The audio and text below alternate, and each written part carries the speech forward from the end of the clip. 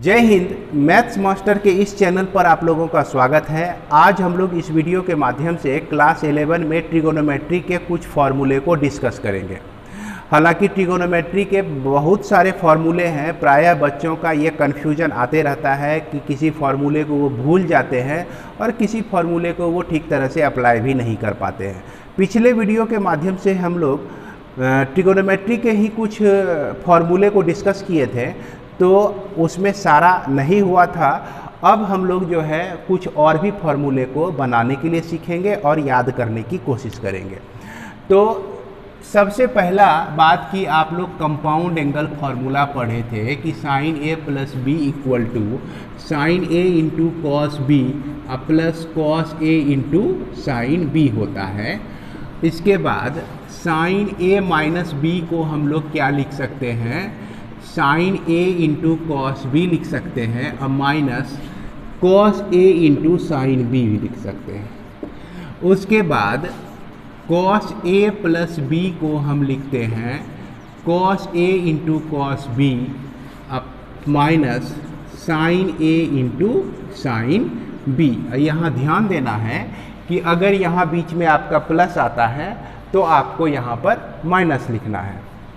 इसके बाद आपने पढ़ा कॉस ए माइनस बी को हम लिख सकते हैं cos A into cos B लिख सकते हैं और plus sign A into sine B लिख सकते हैं। तो पिछले वीडियो में हमने इस दोनों का सम और डिफरेंस करके फार्मूला को क्रिएट किया। उसी तरह से इसका भी सम और डिफरेंस करके जितने भी पॉसिबल फार्मूले होते हैं वो सबको हमने पढ़ा। लेकिन आज जो हम लोग पढ़ने जा रहे हैं यहाँ पर हम क्या लेने वाले हैं, let A equal to B. A जो है बी के बराबर है। तो इस स्थिति में हमारा यह फार्मूला किस तरह से दिखता है इसको देख लें। मान लीजिए कि यह जो है आपका x के बराबर है, तो इस पहले नंबर में हम a के जगह पर भी x रख दें और b के जगह पर भी x को रख दें, तो यह sine x into cos x plus cos x into sine x आपको मिलता है। ध्यान से देखा जाए कि यह भी आपका sine x into cos x है, यह भी आपका sine x into cos x ही है। तो इस तरह से यह चीज़ जो है आपका दो बार हो गया, sign x into cos x. तो इस तरह से हमको यहाँ पर मिलने वाला जो फार्मूला हो गया, यहाँ x plus x sign 2x हो जाएगा। साइन 2x के लिए 2 sine x into cos x हम लोग लिख सकते हैं। तो इसे आप लोग याद रखिए। इसका जो है हम लोग फ्रीक्वेंटली यूज करते हैं, बहुत ज़्यादा यूज करते हैं ट्रिगोनोमेट्री में और बहुत जगह यूज करते हैं। आप लोग क्लास 12 में अगर बनाएंगे, इंटीग्रेशन को बनाएंगे, डिफरेंशिएशन को बनाएंगे, तो वहाँ भी इसका उपयोग बहुत ज़्यादा होने वाला है। इसके बाद हम लोग चलते हैं कि इसको और कितने तरह से लिख सकते हैं। 2 यह साइन x है आपका और यह कॉस x है। अगर हम इसको कॉस x से डिवाइड कर दें तो यहाँ पर हमको कॉस x से मल्टीप्लाई कर देना होगा। अब इस sine x by cos x को हम लिख सकते हैं 2 tan x लिख सकते हैं और यह cos x into cos x को कॉस स्क्वायर x लिख सकते हैं। और कॉस स्क्वायर x जो है हम जानते हैं कि कॉस x बराबर 1 बाय सेक x होता है। तो इस कॉस स्क्वायर x को हम लिख सकते हैं सेक स्क्वायर x भी लिख सकते हैं। अब क्लास 9 में 10 में भी आपने पढ़ा कि sec square x equal to 1 plus tan square x होता है। तो इसलिए हम इसको जो है क्या लिख सकते हैं, 2 tan x by 1 plus tan square x लिख सकते हैं। तो बच्चों आपको यहाँ दो फार्मूला याद रखना है कि साइन 2x को हम 2 tan x by 1 plus tan square x भी लिख सकते हैं। इसके बाद अगर हम देखें कि इस फार्मूले को हाफ एंगल में किस तरह से कन्वर्ट किया जाता है, अगर हाफ एंगल फार्मूला पर इसको डाला जाए तो ये किस तरह से हो जाएगा। अगर यहाँ हम 2x के जगह पर x ले लें या थीटा ले लें, अगर यहाँ पर 2x के जगह पर हम थीटा ले लें, तो जहाँ जहाँ आपका x है वहाँ थीटा बाय 2 हो जाएगा, थीटा बाय 2 हो जाएगा। तो यहाँ पर याद रखना है, क्योंकि इसको जब आधा किए, इस एंगल को आधा किए, तो इस एंगल को भी आधा करना पड़ेगा, इस एंगल को भी आधा करना होगा, तभी यह इक्विवेलेंस बना रहेगा। इसके बाद इसी चीज़ को आप ऐसे भी लिख सकते हैं, sine theta equal to 2 tan square theta by 2 1 plus tan square theta, माफ़ करेंगे 2 tan theta by 2 1 plus tan square theta by 2। तो ये फॉर्मूले आपको ज़रूरत पड़ती है बहुत ज़्यादा, इसको आप हमेशा ध्यान में रखें। इसके बाद हम लोग चलते हैं, यह cos a प्लस बी में, cos a प्लस बी में अगर a के जगह पर x रख दें, b के जगह पर भी x रख दें, तो x प्लस x हो जाता है, और यहाँ आपका cos x मिलता है, और यह भी आपका cos x minus sine x into sine x।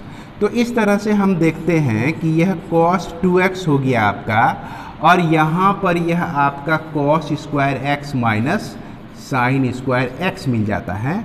तो cos 2x को cos square x minus sign square x आप लिख सकते हैं। और क्या लिख सकते हैं, देखिए कि यह cos स्क्वायर x है आपका, और साइन स्क्वायर x को हम लिख सकते हैं 1 माइनस cos स्क्वायर x लिख सकते हैं, है ना। ये आप जो है पढ़े होंगे, क्लास 10 में भी पढ़ेंगे। साइन स्क्वायर थीटा बराबर 1 माइनस कॉस स्क्वायर थीटा, अगर साइन स्क्वायर एक्स है तो 1 माइनस कॉस स्क्वायर एक्स लिख सकते हैं। तो अब इस चीज़ को देखा जाए, इसको हम ऐसे लिख सकते हैं, cos square x minus 1 plus cos square x लिख सकते हैं, और यही चीज़ ये दोनों आपका मिल जाएगा, तो 2 कॉस स्क्वायर एक्स माइनस 1 हो जाएगा। अब यदि हम ऐसा नहीं करें, साइन कॉस स्क्वायर एक्स को ही बदल दें, हम 1 माइनस साइन स्क्वायर एक्स लिख सकते हैं, अगर कॉस स्क्वायर एक्स है ये आपका तो, और इसके बाद जो है माइनस साइन स्क्वायर एक्स है आपका, और यही चीज़ जो है 1 माइनस 2 साइन स्क्वायर एक्स हो जाता है। इस तरह से याद रखिए कि cos 2x को हम 2 cos स्क्वायर एक्स माइनस 1 भी लिख सकते हैं, और यही cos 2x को हम लोग 1 माइनस 2 साइन स्क्वायर एक्स भी लिख सकते हैं, और इसी चीज़ को हम लोग cos 2x इक्वल टू, इसी चीज़ को हम लोग cos 2x इक्वल टू लिख सकते हैं 1 minus tan square x by 1 plus tan square x भी लिख सकते हैं। तो ये चीज़ कैसे लिख सकते हैं, इसका प्रूफ हम लोग देख लेते हैं एक बार। तो यहीं पे चलिए देखते हैं कि इस चीज़ को कैसे लिखा जा सकता है। तो यहाँ पर आप देख रहे हैं कि sine cos square x minus sine square x है, तो cos square x minus sine square x है, इसको आप डिवाइड कर दीजिए 1 से। तो 1 से डिवाइड करने से कोई फर्क तो पड़ता नहीं है, और इस 1 को हम लोग क्या लिख सकते हैं, cos square x plus sine square x लिख सकते हैं। अब हर एक टर्म को आप कॉस स्क्वायर एक्स से अगर डिवाइड कर देते हैं, तो cos square x by cos square x आपका 1 मिलता है, sine square x by cos square x आपका tan स्क्वायर एक्स मिल जाता है, और कॉस स्क्वायर एक्स को कॉस स्क्वायर एक्स से डिवाइड किए तो 1 मिला, और साइन स्क्वायर एक्स को कॉस स्क्वायर एक्स से डिवाइड किए तो आपका tan स्क्वायर एक्स मिला। तो इस तरह से हम लोग बड़ी आसानी से इसको भी प्राप्त कर सकते हैं। अगर इस तरह से आप हर एक फार्मूले को डिस्कस करके लिखते रहें तो वह फार्मूला भूलने का चांस बहुत कम हो जाता है। अब इसके बावजूद जो है हाफ एंगल फार्मूला अगर हमको बनाना है, तो देखा जाए कि इस फार्मूले का स्वरूप कैसा होता है कि जहाँ भी आपका क्या कहते हैं 2x लिखा हुआ है, उसको आप थीटा मान लीजिए। जैसे 2x को हमने थीटा माना, तो x का वैल्यू ऑटोमेटिक है थीटा बाई 2 हो जाएगा आपका। तो इस cos 2x को हम लोग अगर cos थीटा लिखें, तो इसको लिख सकते हैं cos square theta by 2 minus sine square theta by 2। अब थीटा के जगह x रख दीजिए, तो x बाई 2, यहाँ भी x बाई 2 हो जाएगा। इसी चीज़ को आप ऐसे भी लिख सकते हैं 2 cos square theta by 2 minus 1 लिख सकते हैं। इसी चीज़ को आप ऐसे भी लिख सकते हैं 1 minus 2 sine square theta by 2 लिख सकते हैं। अब इसी चीज़ को ऐसे भी लिख सकते हैं आप कि 1 minus ten square theta by 2 और 1 plus tan square theta by 2 लिख सकते हैं। तो ये जो आपका cos 2 थीटा है ना, cos 2 थीटा से बहुत सारे फॉर्मूले डेवलप होते हैं। इसके बावजूद भी आपको मैं बता रहा हूँ कि जैसा कि आप जान रहे हैं कि cos 2 theta equal to 2 cos square theta minus 1 होता है, और 1 को आप लेफ्ट साइड लेते आइए तो 1 plus cos 2x equal to x रखिए यहाँ पर 2 cos स्क्वायर x हो गया, यानी कि यह भी आपका एक फॉर्मूला हो गया आपके लिए।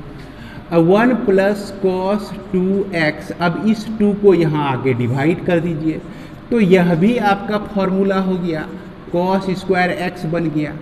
इसी तरह से अगर आप cos 2x को लेते हैं 1 minus sine square 2 sine square x लेते हैं, ये जो फॉर्मूला आपने लिखा है ये आपका तीसरा नंबर जो यहाँ दिख रहा है, इससे बनने वाले फॉर्मूले क्या क्या हो जाते हैं आपके कि यह 2 sine square x equal to 1 minus cos 2x लिख सकते हैं, और सिर्फ sine square x equal to 1 minus cos 2x by 2 भी लिख सकते हैं। अब इसको ऊपर पे रखिए साइन स्क्वायर x को, और इसको जो है आप इससे डिवाइड कर दीजिए, cos स्क्वायर x से डिवाइड कर दिए तो हम देख रहे हैं कि साइन स्क्वायर x को 1 माइनस cos 2x बाई 2 लिख सकते हैं, 1 माइनस cos 2x बाय 2 लिख सकते हैं। और इसके बाद इसको जो है हम लिख सकते हैं 1 प्लस cos 2x बाय 2 लिख सकते हैं। 2 आपका यहाँ पर कैंसिल हो गया, तो लेफ्ट साइड में तो हमको मिला टेन स्क्वायर एक्स मिला, तो टेन स्क्वायर एक्स को 1 minus cos x 2x by 1 plus cos 2x भी लिख सकते हैं। तो इससे बनने वाले जितने भी संभव फॉर्मूले थे किसके आधार पर, जबकि हम a और b को इक्वल मान लेते हैं, सारे फॉर्मूले का डिस्कशन मैंने इस वीडियो में किया। उम्मीद करते हैं कि आप लोगों को पसंद आया होगा। इसी के साथ इस वीडियो को विराम देता हूं, और अंत में मैं यह आप लोगों को बताना चाहूँगा कि अगर आप पूरा कोर्स पढ़ना चाहते हैं बुक RS अग्रवाल और NCERT से, तो मेरा official channel Padma mathematics bye RSP sir को आप देख सकते हैं। आप यूट्यूब पर या तो RSP सर सर्च कीजिए या तो पद्मा मैथमेटिक्स सर्च कीजिए, उसमें आपको पूरा कोर्स मिलेगा। RS अग्रवाल बुक के हर एक प्रॉब्लम का डिस्कशन मिलेगा, बेसिक मिलेगा। इसी के साथ इस वीडियो को मैं विराम देता हूँ। मिलते हैं हम लोग अगले वीडियो में। जय हिंद।